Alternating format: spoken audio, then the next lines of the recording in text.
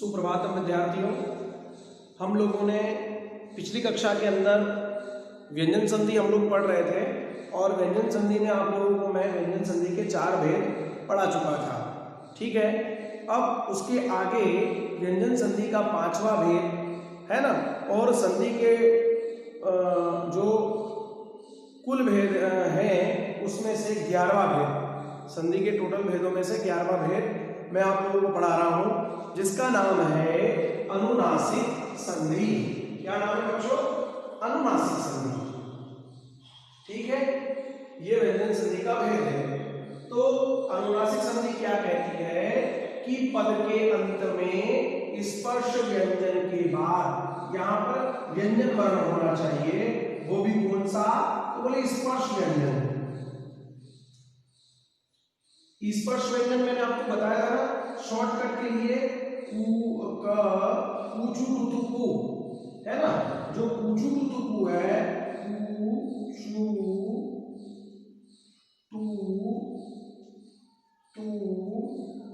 To, इस कूचू टुतुकू में महर्षि पाणिनि ने बताया था कि कूचू टुतुकू में वो 25 स्पर्श व्यंजन आते हैं।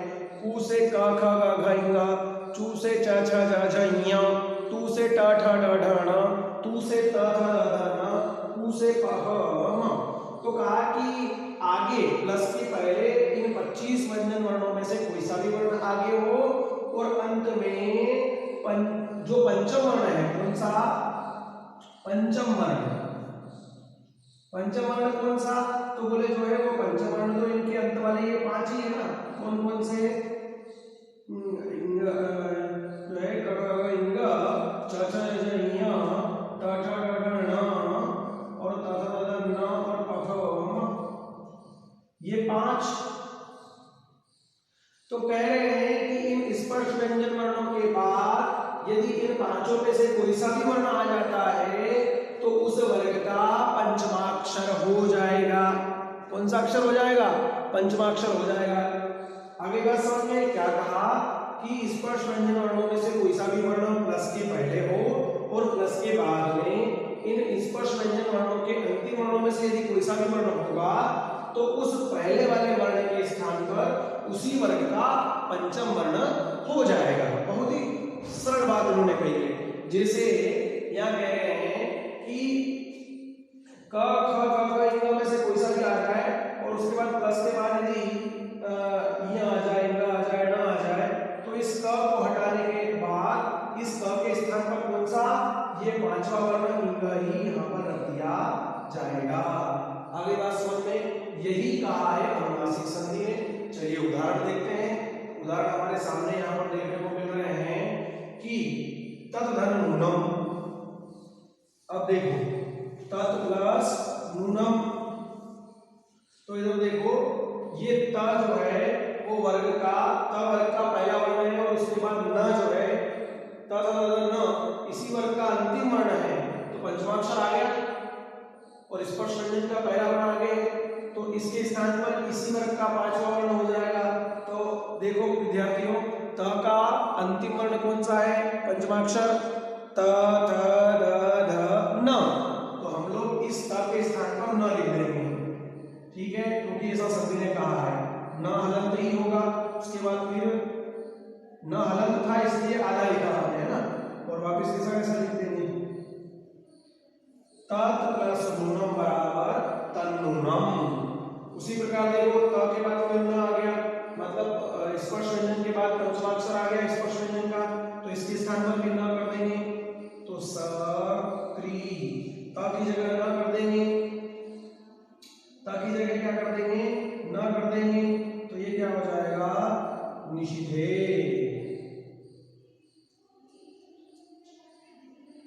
आगे बात समझ में? ये नूनम का जो है सक्रिन निषिधे आ रहा है ना समझ में? किस प्रकार हम लोग जो है वो स्पर्श व्यंजन के बाद पंचमाक्षर आ गया तो उस स्पर्श व्यंजन वाले वर्ण के स्थान पर भी पंचमाक्षर कर दिया जाएगा। यही कहती है अनुनासिक संधि। देखो दिक प्लस नाग, क के बाद न आ गया पंचमाक्षर, तो इस क का पंचमाक्षर कौन सा है? क ख ग घ इंग, तो हम लोग इंग लिख देंगे। ये ऐसा अधूरा है, इसमें ना मिला देंगे, गह,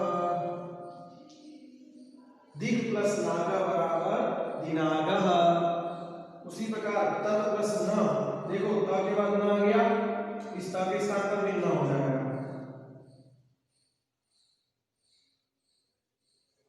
तत् प्लस न तन्नः, तत् प्लस मात्रम तन्मात्रम,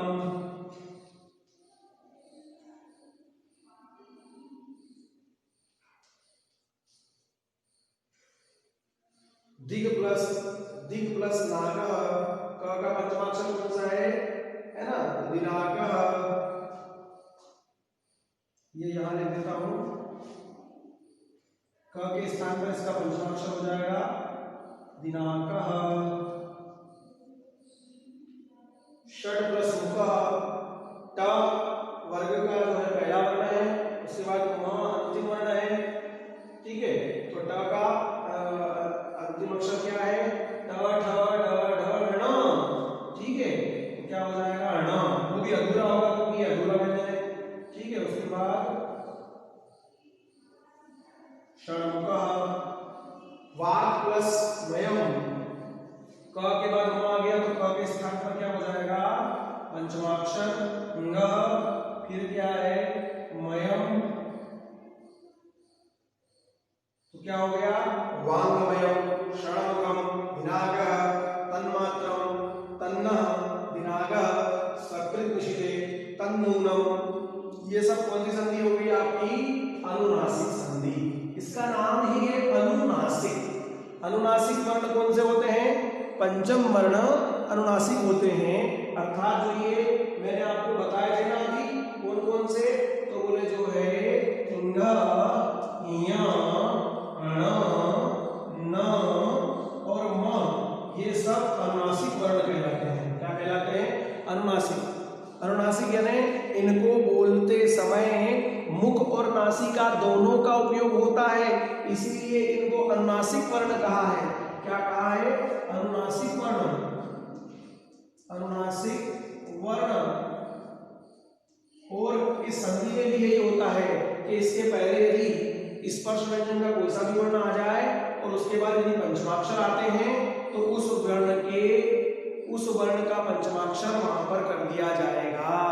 इस प्रकार आपको जो है व्यंजन संधि का अनुनासिक जो भेद है वो भी मैंने बड़े अच्छे से समझा दिया है। यदि किसी को समझ में नहीं आए तो वो मेरे से प्रश्न कर सकता है। आप सभी अब इसको अपनी कॉपी में लिख लीजिएगा, ठीक है। ये व्यंजन संधि का भेद है, ठीक है। व्यंजन संधि का 5वां भेद है ये, और टोटल संधियों में 11वां भेद है, ठीक। अब इसके बाद हम लोग व्यंजन संधि का जो है वो 12वां भेद, ठीक है, यानी टोटल संधियों में 12वां भेद और व्यंजन संधि का 6ठा भेद पढ़ रहे हैं। उसका नाम है सुचुत्वम संधि। क्या नाम है विद्यार्थियों इसका, सुचुत्वम। इसका नाम ही है सुचुत्वम, अर्थात कह रहे हैं कि जो है मैंने इसमें संधि की संस्कृत परिभाषा इसलिए लिख दी है क्योंकि इस परिभाषा से ये समझ में जल्दी आ जाता है। इस्तो सूचनाश्चु कह रहे हैं कि स त वर्ग के बाद यदि स च वर्ग हो तो इस स त वर्ग के स्थान पर स च वर्ग हो जाता है।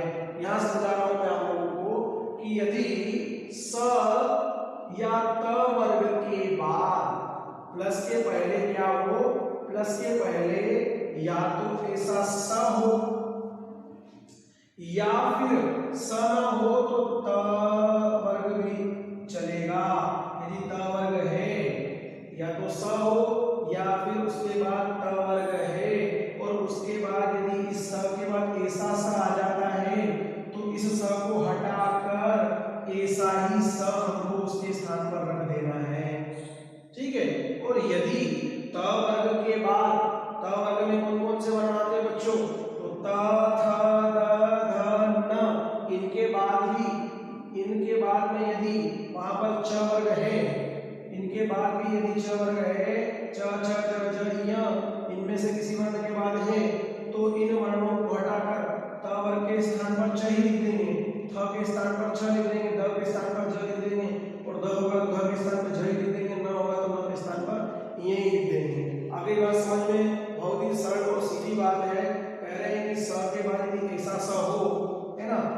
दंतव्य सकार के बाद यदि तालव्य शकार आता है तो इस दंतव्य शकार के स्थान पर तालव्य शकार कर देना है। और यदि त वर्ग के बाद यदि च वर्ग आ जाए तो उस त वर्ग के स्थान पर भी हमको त वर्ग हटाकर च वर्ग कर देना है। देखो इधर लिखा है, यदि ए से श के बाद यदि ऐसा स आ जाए तो इसके स्थान पर भी यही हो जाएगा। और त वर्ग के बाद यदि च वर्ग आ जाए तो इस त वर्ग को हटाकर उसके स्थान पर च वर्ग ही हमें लिख देना है। बहुत ही सरल परिभाषा है, आपको समझ में आ गई। कह रहे हैं कि स के बाद यदि श आ जाए तो उस स के स्थान पर श कर देना है। और यदि त वर्ग के बाद यदि च वर्ग आ जाए तो उस त वर्ग को हटाकर उसके स्थान पर भी हमको च वर्ग कर देना है। उदाहरण देखते हैं तो आपको बहुत अच्छे से समझ में आएगा। ठीक है, तो उदाहरण देख लेते हैं। जैसे लिखा है हरीश प्लस सेते, हरीश प्लस सेते। अब देखो इस स के बाद ऐसा सा आ गया बच्चों, है ना, इस स के बाद ऐसा सा आ गया तो इस स को हटा देंगे और इसके स्थान पर ऐसा ही स लिख देंगे।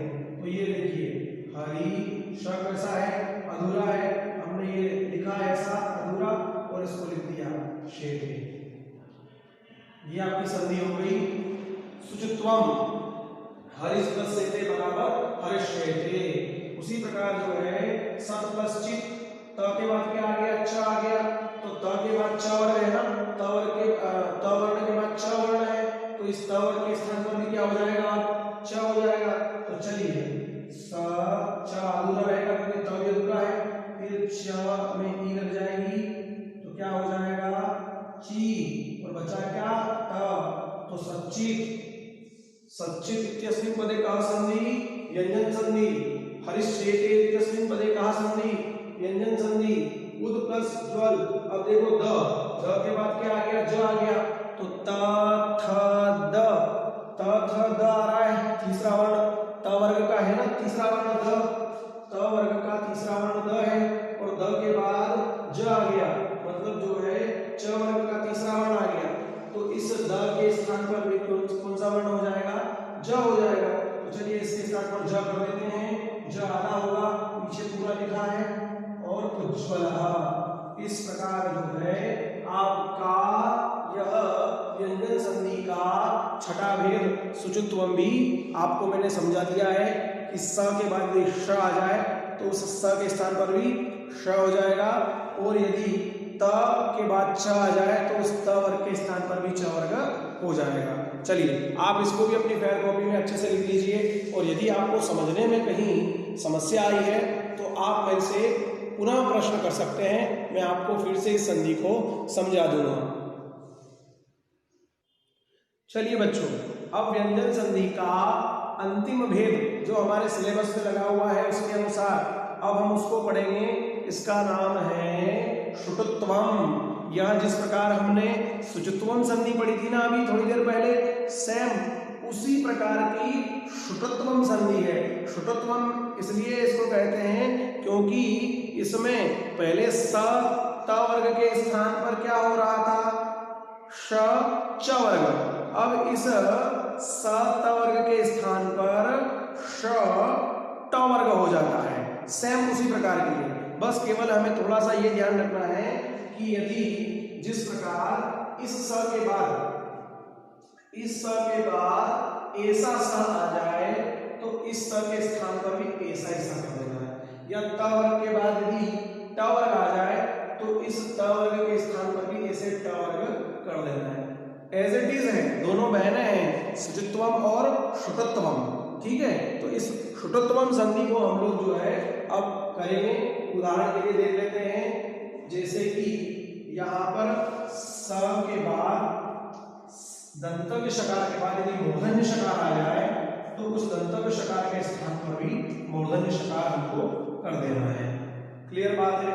उसी प्रकार यदि ट वर्ग के किसी स्थान के किसी वर्ग के बाद यदि ट वर्ग आ जाए तो उस ट वर्ग के स्थान पर भी हमको ट वर्ग कर देना है। जैसे उदाहरण के लिए देख लीजिए बच्चों, यहाँ पर रामस प्लस षष्ठः, तो रामस स दंतव्य के बाद मूर्धन्य शकार आ गया तो इस दंतव्य शकार के स्थान पर भी मूर्धन्य कर देना है।